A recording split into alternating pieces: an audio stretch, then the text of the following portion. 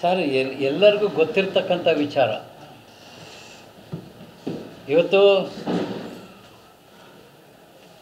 ಯಾವುದೇ ಇಲಾಖೆಯಲ್ಲಿ ಯಾವುದೇ ಅನುದಾನ ಕೊಡ್ತಕ್ಕಂಥದ್ದೇ ಸರ್ಕಾರದ ಕೈಲಿ ಶಕ್ತಿ ಇಲ್ಲ. ಕೊಡೋ ಅಲ್ಪ ಸ್ವಲ್ಪನೂ ಕೂಡ ನಮ್ಮ ಹಿರಿಯ ರಾಜಕಾರಣಿ ಪಾಟೀಲ್ರವರು ಜನತಾ ಪರಿವಾರದಲ್ಲಿ ಬೆಳೆದಂಥವ್ರು ಈಗ ಕಾಂಗ್ರೆಸ್ಗೆ ಹೋಗಿದ್ದಾರೆ. ಅವ್ರು ಹೇಳಿರ್ತಕ್ಕಂಥದ್ರಲ್ಲಿ 100ಕ್ಕೆ 200ರಷ್ಟು ಸತ್ಯ. ಯಾವುದೇ ಅನುದಾನ ಬೆಂಗಳೂರಿನಲ್ಲಿ ಕಮಿಷನ್ ಮುಟ್ಟಿಸ್ದಲೇ ಆ ತಾಲೂಕಿಗೆ ಬರೋದಿಲ್ಲ. ನಾವು ಕೂಡ ಕಣ್ಣು ಮುಚ್ಕೊಂಡಿದ್ದೀವಿ. ಅವ್ರ ಕಾಂಟ್ರಾಕ್ಟ್ರು ಹೋಗ್ತಾನೆ, ಅವನದೇನೋ ಮಾಡ್ಕೊತಾನೆ ಬರ್ತಾನೆ. ಕೊನೆಗೆ ನಾವು ಅದಕ್ಕೂ ಅಡ್ಡ ಬಂದರೆ ಕೊನೆಗೆ ಆ ಅನುದಾನವೂ ಬರೋದಿಲ್ಲ. ಅದ್ರಾಗ ಏನೋ ಮಾಡ್ಕೊಳ್ಳಿ, ಒಂದು ಸ್ವಲ್ಪನಾರ ಕೆಲಸ ಆಗಲಿ ಅನ್ನೋ ಪರಿಸ್ಥಿತಿಗೆ ಇವತ್ತು ಬರೀ ನಾನಲ್ಲ, ಅನೇಕ ಕಾಂಗ್ರೆಸ್ ಶಾಸಕರು ಕೂಡ ಬಂದಿದ್ದಾರೆ. ಸರ್, ಅವರು ಮಾತಾಡ್ತಾರೆ ಶಾಸಕರಿಗಿಂತ ನಮ್ಮ ಗ್ರಾಮ ಪಂಚಾಯತಿ ಅಧ್ಯಕ್ಷರೇ ಸ್ಟ್ರಾಂಗ್ ಇದ್ದಾರೆ. ಗ್ರಾಮ ಪಂಚಾಯತಿ ಅಧ್ಯಕ್ಷರ ಲೆಟರ್ಗೆ ಗ್ರಾಮ ಪಂಚಾಯತಿ ಅಧ್ಯಕ್ಷರ ಲೆಟ್ರ್ ಅಲ್ಲ, MLA ಲೆಟ್ರ್ ಅಲ್ಲ, ಲಕ್ಷ್ಮೀಪುತ್ರ ಯಾರಿದಾರೋ ಅವ್ರಿಗೆ ಸಿಗತ್ತೆ ಅಷ್ಟೇ. ಇದರೊಳಗೆ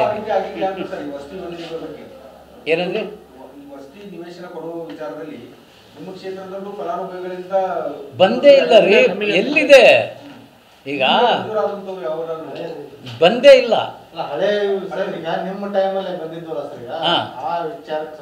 ಇಲ್ಲ, ಅವೆಲ್ಲ ಮುಗ್ದೋಗಿದೆ. ಅವನ್ನ ಈಗ ಅವೆಲ್ಲ ಇದಾಗಿದೆ ಸರ್. ಅವಾಗ ಕಟ್ಸ್ಕೊಂಡು ಮುಗ್ದವ್ರು ಮಾತ್ರ. ಅವಾಗ ಕಟ್ಟದೇ ಇರೋವು ಕಟ್ಟಿದ್ರು ಕೂಡ ಕೆಲವೊಂದು ಬಿಲ್ನೆಲ್ಲ ನಿಲ್ಲಿಸಿದ್ದಾರೆ.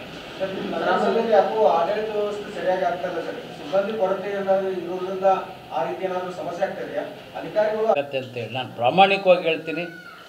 ಈಗಾಗಲೇ ತಾವು ಹರಿಹರ ಹೊನ್ನಾಳಿ ರಸ್ತೆ ತಾವು ನೋಡಿರ್ಬೋದು.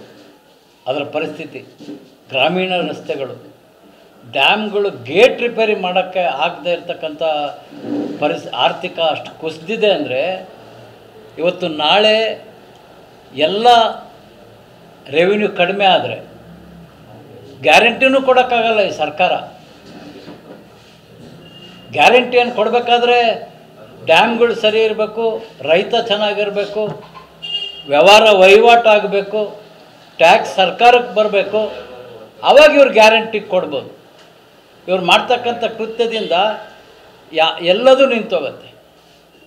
ಈ ಗ್ಯಾರಂಟಿ ಹೆಸರಿನಾಗೆ ಏನು ಮಾಡಿದ್ರು, ಗ್ಯಾರಂಟಿ ಅಂತ ಹೇಳ್ಬಿಟ್ರು, ಮಹಿಳೆಯರಿಗೆ ಫ್ರೀ ಅಂತಂದೇಳಿ ಬಸ್ ಇದು ಮಾಡಿ ಗಂಡು ಮಕ್ಕಳಿಗೆ ಜಾಸ್ತಿ ಮಾಡಿದ್ದಾರೆ. ಅದನ್ನು ಮತ್ತೆ ಅಲ್ಲೇ ತಗೊಂಡು ಅಲ್ಲೇ ಕೊಡೋದ್ರಿ, ಬೇರೆ